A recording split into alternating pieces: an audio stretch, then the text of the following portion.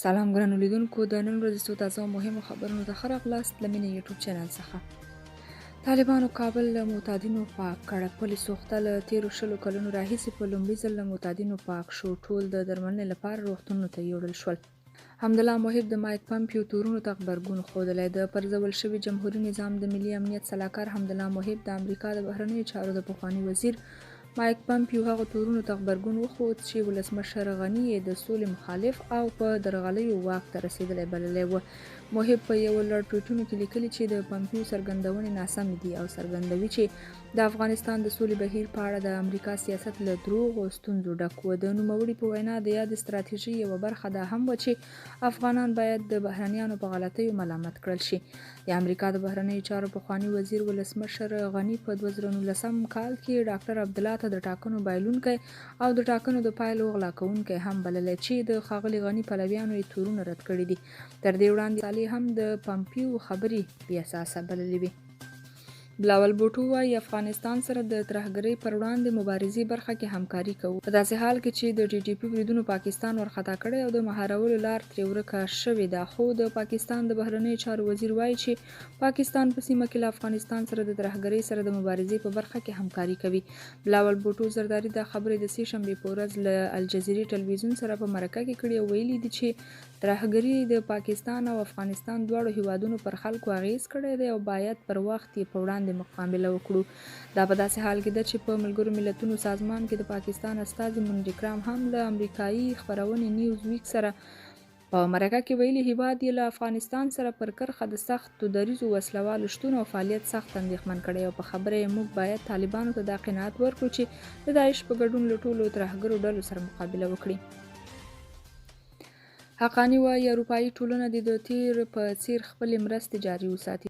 د کورنیو چارو وزارت په ټویټر پاڼه راغلی چې حقانی دغې لیدنه کې د بشري مرستو په لړ کې د اروپایي ټولنې د پلاوي د پخواني ماموریت له همکارۍ مننه کړې ده. سراج الدین حقانی همدارنګه هیله څرګنده کړې چې یاده ټولنه د تیر په څیر له افغانانو سره په سختو شرایطو کې خپلې بشري مرستې دوام ساتلي دي او په ځانګړې توګه د روږدو کسانو د روغتیا له روان کمپاین سره همکاري وکړي. قطر وایي د طالبانو اقدامات ناهیلي کوونکي دي خو دې ډلې سره تعامل ضرور دی. د قطر د بهرنیو چارو وزیر شیخ محمد بن عبدالرحمن الثاني د سې شنبې په ورځ د جنوري په 18 د مرغومې په 20 د سویس په داووس کې وویل چې د طالبانو د حکومت وروستي اقدامات ډیر د ناهیلۍ وړ دي. خو دغه جګپوړي قطري چارواکي څرګنده کړه چې دوحه به په افغانستان کې د تغییر د راوستلو لپاره د یوازینۍ لارې په توګه تعامل ته دوام ورکړي. ښاغلي الثاني زیاته کړه دوحه له نورو اسلامي هیوادونو سره سلا مشورې کوي څو په کندهار کې د طالب مشرانو سره د خبرو زمینه مساعده کړي. نوموړي ویل که څه هم دا به ساده کار نه وي خو دا مهمه ده چې هڅو ته دوام ورکړل شي. بلخوا د ملګرو ملتونو یو بیان د سې شنبې په ورځ د جنوري په 18 د مرغومې په 20 وویل چې د یاد سازمان یو جګپوړي هیات کابل ته تللی څو د ښځو د حقونو په اړه له طالب چارواکو سره خبرې وکړي. افغانستان کې بې ساري یخني سرپل او پکتیا کې د یخنۍ له امله 10 کسان مړه شوي دي. په افغانستان کې د بې ساري سړې هوا له امله د سرپل او پکتیا ځایي مسؤلینو خبر ورکړی. د دغو ولایتونو په ولسوالیو کې د ماشومانو او ښځو په ګډون 10 کسانو خپل ژوند له لاسه ورکړی دی.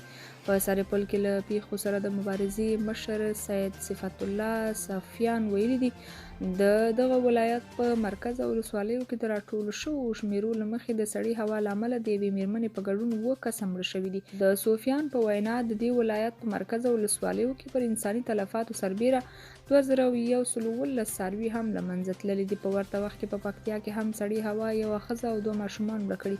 په همدې حال کې له طبیعي پیښو سره د مبارزې وزارت مسؤلینو ویلي چې په تیره یوه اونۍ کې د سړې هوا له امله د مړه شوو کسانو شمیر 26 ته رسېدلی. د طبیعي پیښو سره د مبارزې په برخه کې د حکومت د بیړنیو عملیاتو د مرکز مشر عبدالله محمدي ویلي په بادغیس، غزني، نیمروز، غور، پکتیکا او فاریاب ولایتونو کې مرګ ژوبله ثبت شوې ده.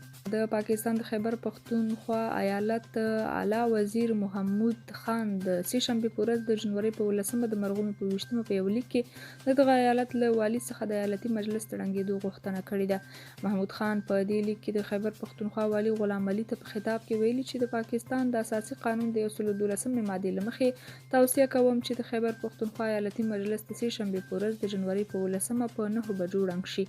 خو پاکستاني رسنیو راپور ورکړی چې د خیبر پختونخوا والي له وړاندې خپل نظر بیان کړی او ویلي دي چې دا ډول غوښتنه نه مني او نه غواړي چې د یو غیر دیموکراتیک بهیر برخه واوسي. د پاکستان د اساسي قانون له مخې د ایالتي مجلس له ړنګېدو سره د والي د نه هوکړې په صورت کې ایالتي پارلمان په خپله له 48 ساعتونو وروسته ړنګېږي. له دې مخکې د پاکستان د پنجاب ایالت مجلس هم د هغه هیواد د مخکیني صدر اعظم عمران خان په غوښتنه د 3 شنبې په ورځ د جنوري په 14مه د مرغومې 24مه ناوخته ړنګ شو. عمران خان غواړي چې په دې کار سره په حکومت فشار راوړي تر څو له وخت مخکې ټاکنې وکړي. زیلینسکي له خپل الماني سیال سره خبرې کړې دي. د اوکراین ولسمشر د روان کال له پیل راهیسې د دغه هیواد په اړه د مهمو دفاعي پریکړو له امله د آلمان له حکومت څخه مننه وکړه او د آلمان ولسمشر فرانک والټر شټاین مایر ته یې ویلي چې د برلین له مالي او بشري مرستو څخه منندوی دی. زیلینسکي پرون په یوه ویډیو تماس کې والټر شټاین ته ویلي چې هغه غواړي د آلمان له اتباعو څخه مننه وکړي چې په دې سخت وخت کې د اوکراین اتباعو ته پناه ورکړې ده. د اوکراین ولسمشر په خپله ټویټر پاڼه کې لیکلي چې له خپل جرمني سیال سره یې د لومړۍ کرښې پر وضعیت هم خبرې کړې دي. په همدې حال کې د اروپا د کمیسیون مشرې ارسولا وان ډیر لاین پرون د سویس په داووس کې د نړیوال اقتصادي فورم یا WEF په غونډه کې په خپله وینا کې وویل چې اوکراین نړۍ ته حرکت او اروپا ته یې الهام ورکړ او د دغه هیواد خلکو ته ډاډ ورکولی شي چې اروپا به تل ورسره ولاړه وي. ملګري ملتونه وایي راتلونکي دوشنبه افغانستان کې د ګوزڼ ضد کمپاین پیلیږي. ملګري ملتونه وایي په 2023 میلادي کال کې په افغانستان کې د ګوزڼ یا پولیو خلاف کمپاین را روانه دوشنبه پیلیږي. په افغانستان کې د ماشومانو د ملاتړ د ملګرو ملتونو د مرستندویه صندوق یا یونیسف د رسنیو د برخې مسؤل کمال شاتی رشپه دا خبره ازادۍ راډیو ته وکړه. نوموړي ویل دغه کمپاین به د هیواد په 4 حوزو لویدیځ، جنوب، ختیځ او ختیځ کې ترسره شي. کمال شاه وایي تر 5.5 میلیونو ډیرو ماشومانو ته به چې عمرونه یې تر 5 کلونو کم دي دغه واکسین ورکړل شي. یونیسف وایي په 2022 میلادي کال کې په افغانستان کې د ګوزڼ یا پولیو یوازې 2 مثبتې پیښې ثبت شوي او هڅه کیږي چې د دغه لاسته راوړنه دغسې وساتل شي. درنو کتونکو د دې ساعت خبرونه مو تر همدې ځای او تر بیا نورو خبرونو خوشحاله شئ. د خدای په امان.